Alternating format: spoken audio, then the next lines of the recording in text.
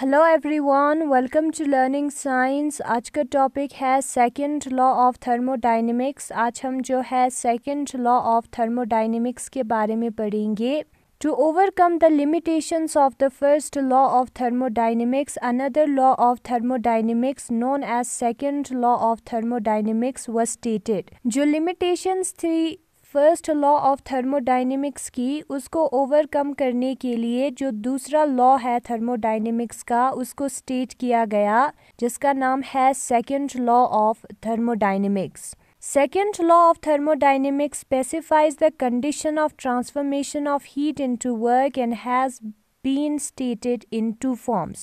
और जो second law of thermodynamics है, specify करता है transformation of heat into work को, और उसको जो है दो फॉर्म्स में स्टेट किया है. तो सबसे पहला फॉर्म जो है वो ये है Kelvin Planck statement of second law of thermodynamics. इसमें क्या होता है?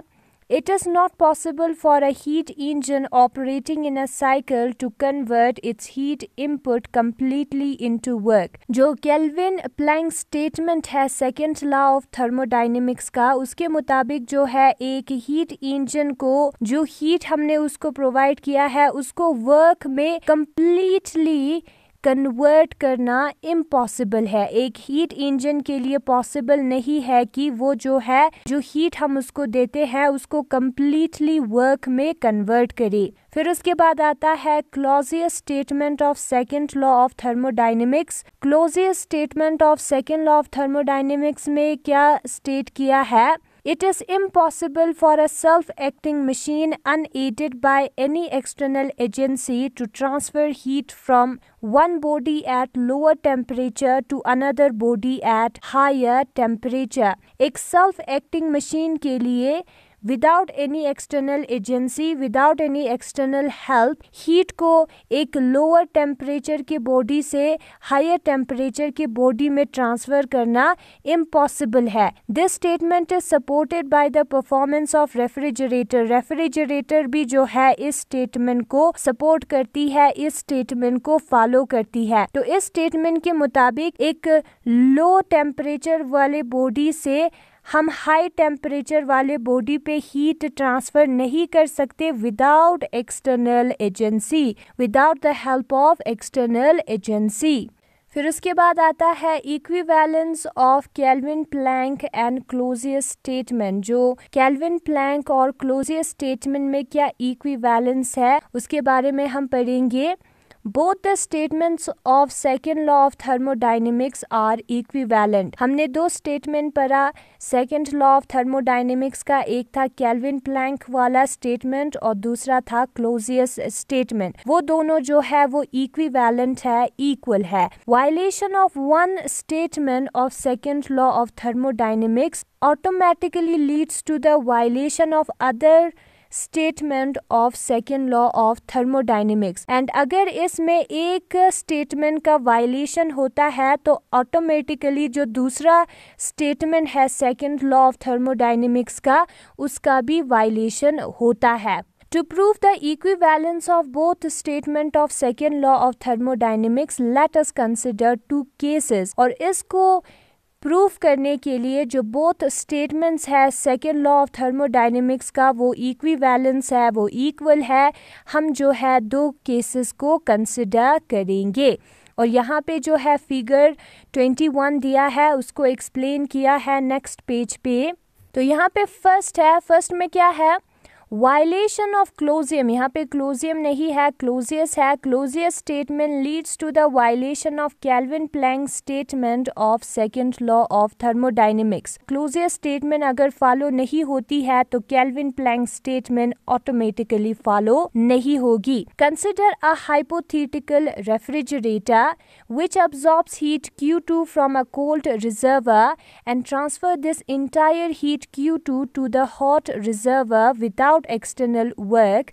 Figure 21A. हम एक रेफ्रिजरेटर, हाइपोथेटिकल रेफ्रिजरेटर कंसिडर करेंगे जो कि Q2 अमाउंट ऑफ हीट को अब्जॉर्ब करता है कोल्ड रिजर्वर से, और वो जो है पूरा heat Q2 amount of heat को जो है हॉट रिजर्वर को क्या कर देता है, ट्रांसफर कर देता है विदाउट एक्सटर्नल वर्क, जो कि फिगर 21A में दिया है। क्लोजियर स्टेटमेंट का वायलेशन है। क्लोजियर स्टेटमेंट के मुताबिक ये चीज इम्पॉसिबल है। एक कोल्ड बॉडी से हॉट बॉडी को हम हीट ट्रांसफर नहीं कर सकते without help of external agency, without external work. This is the violation of Clausius statement of second law of thermodynamics. तो ये जो है, जो क्लोजियर स्टेटमेंट है सेकेंड लॉ ऑफ थर्मोडायनेमिक्स का, उसका वायलेशन हुआ। Now consider a heat engine which absorbs heat Q1 from hot reservoir, rejects heat Q2 to cold reservoir and perform work W is equal to Q1 minus Q2 in one cycle। अब हम क्या consider करेंगे, एक heat engine है जो कि Q1 amount of heat जो है हॉट रिजर्वर से लेता है और Q2 अमाउंट ऑफ हीट जो है वो कोल्ड रिजर्वर को, जिसको हम सिंक कहते हैं, उसको देता है। और वो जो वर्क है W is equal to Q1 minus Q2 work जो है वो करता है वन साइकिल में। If this heat engine is used in conjunction with the refrigerator working without external work, we get a composite machine shown in figure 21B। Now अगर हम जो है ये जो हीट इंजन और रेफ्रिजरेटर है जो कि बिना किसी एक्सटर्नल वर्क के काम करता है, हाइपोथेटिकल है, हमने माना है, ठीक है, इन दोनों को कंजंक्शन में यूज करे, साथ यूज करे, ठीक है, कंबाइन करके यूज करे, तो हमें एक कंपोजिट मशीन मिलेगा जो कि फिगर 21B में दिया है। This composite machine or engine draws heat Q1 minus Q2 from hot reservoir।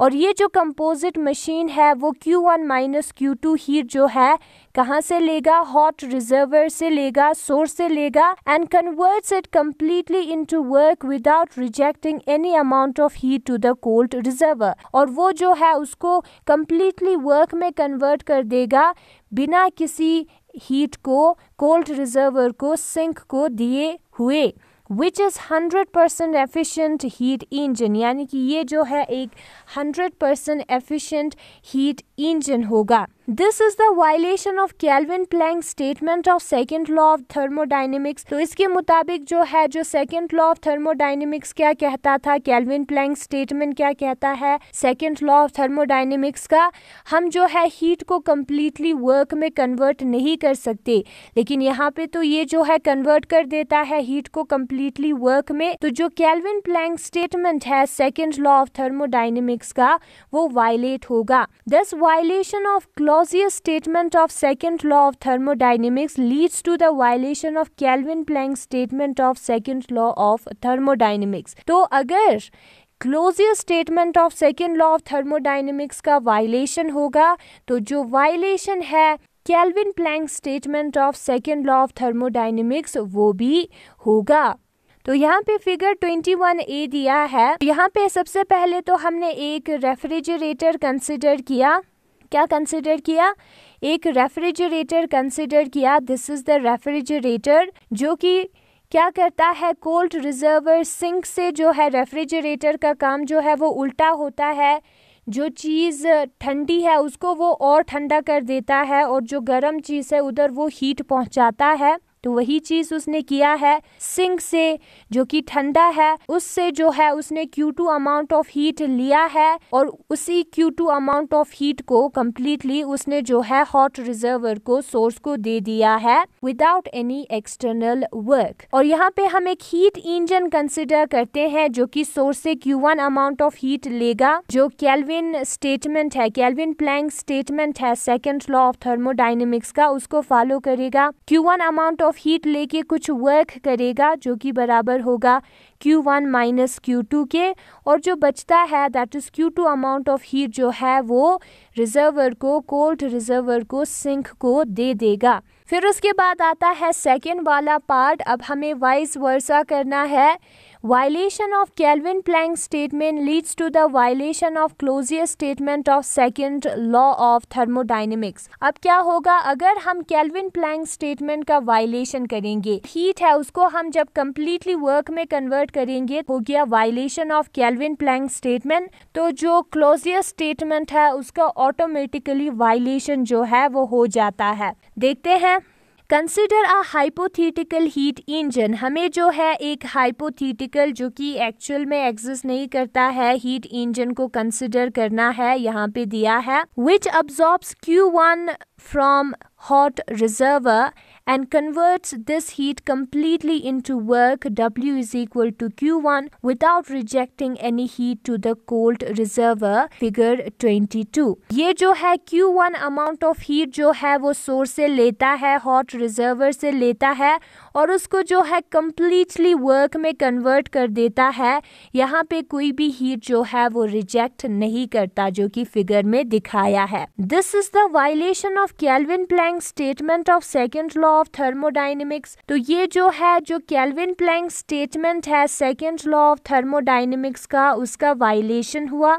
Now consider a refrigerator in which the work performed by heat engine is used to draw heat Q2 from cold reservoir and rejects heat W plus Q2 to the hot reservoir. और refrigerator में क्या होगा, अभी हमें क्या consider करना है, एक रेफ्रिजरेटर कंसिडर करना है और जो हीट इंजन ने वर्क किया है that is this heat engine का वर्क W जो है is used to draw heat Q2 from cold reservoir. वो जो है हीट Q2 को कोल्ड रिजर्वर से लाने में यूज हुआ है. रेफ्रिजरेटर में क्या होता है, हमें वर्क करना पड़ता है एक कोल्ड रिजर्वर से हीट को निकालने के लिए, तो वो वर्क है W is equal to Q1.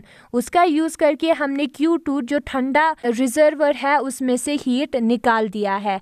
हम एक ठंडे बॉडी से जो है हीट निकाल सकते हैं. हमें पता है एक हॉट बॉडी से जो है कोल्ड बॉडी में हीट ट्रांसफ़र होती है, लेकिन हम जो है कोल्ड बॉडी से हॉट बॉडी में भी हीट ले जा सकते हैं, लेकिन उधर उस चीज़ को करने के लिए हमें वर्क करना पड़ता है. जैसे कि रेफ्रिजरेटर है, वो जो है जो गर्म बॉडी है जो हम चीज़ें रेफ्रिजरेटर के अंदर रखते हैं उसमें से हीट को निकाल के सराउंडिंग को दे देता है जो कि ऑलरेडी गर्म होता है. तो वो ऐसा काम हम कर सकते हैं, लेकिन उधर जो है वर्क डन होना चाहिए. रेफ्रिजरेटर के केस में जो इलेक्ट्रिसिटी है वो वर्क करती है, तो वही यहाँ पे हुआ है. The refrigerator use in conjunction with heat engine forms a composite machine. Now हम इस हीट इंजन और रेफ्रिजरेटर को साथ यूज करेंगे, एक कंपोजिट मशीन बनाएंगे उन दोनों का. ठीक है. This composite machine working as refrigerator absorb heat Q2 from cold reservoir. ये जो कंपोजिट मशीन है वो Q2 अमाउंट ऑफ हीट को कोल्ड रिजर्वर से अब्सॉर्ब करेगी and rejects the entire heat Q2 to the hot reservoir without any external work. और वो जो है entire heat Q2 को hot reservoir को दे देगा without any external work, बिना किसी external work के. This is the violation of Clausius statement of second law of thermodynamics. तो ये जो है violation हो गया Clausius statement of second law of thermodynamics का. नाउ यहाँ पे कंपोजिट मशीन बनाएंगे तो क्या होगा, हम यहाँ पे ज़रा देखते हैं. यहाँ पे हम क्या करते हैं, W अमाउंट ऑफ वर्क करते हैं और उसके हेल्प से Q2 अमाउंट ऑफ हीट हम अब्जॉर्ब कर पाते हैं और इन दोनों को हम रिजर्वर में दे देते हैं. ठीक है. इस फिगर को हम फिर से एक बार देखते हैं. यहाँ पे कंपोजिट मशीन बनाने के लिए हमें क्या करना है, हमें यहाँ पे ये हिस्सा जो है इन दोनों को ऐड करना है. क्या होगा, यहाँ पे Q2 है, इस वाले को हम बनाएंगे मशीन. ठीक है. इस वाले हिस्से को हम लिखेंगे यहाँ पे Q2 है जो कि सिंक को दिया गया है और यहाँ पे Q2 है जो कि सिंक से लिया गया है. तो इन दोनों का डायरेक्शन ऑपोजिट है, तो इन दोनों को अगर हमें सम करना है तो Q2 प्लस माइनस Q2 आएगा. तो Q2 माइनस Q2 होगा 0. इस साइड जो है वो कुछ भी नहीं होगा और यहाँ पे जो है W वर्क तो होगा ही. Q2 और Q1 है, हमने इस वाले को यहाँ पे लिखा है, इसका डायरेक्शन ऑपोजिट होगा तो यहाँ पे आएगा Q1 माइनस Q2। फिर आते हैं सेकंड फिगर में, यहाँ पे Q2 है जो कि अपवर्ड डायरेक्शन में जा रहा है, Q2 हम लिखेंगे, और यहाँ पे Q2 है जो कि अपवर्ड डायरेक्शन में जा रहा है। इस वाले चीज़ को लेना है जो कि अपवर्ड डायरेक्शन में जा रहा है, और ये जो है वो डाउनवर्ड डायरेक्शन में जा रहा है, उसको हम 8 करते हैं प्लस माइनस Q1 करेंगे, तो ये वाला हिस्सा हो जाएगा W plus Q2 minus Q1।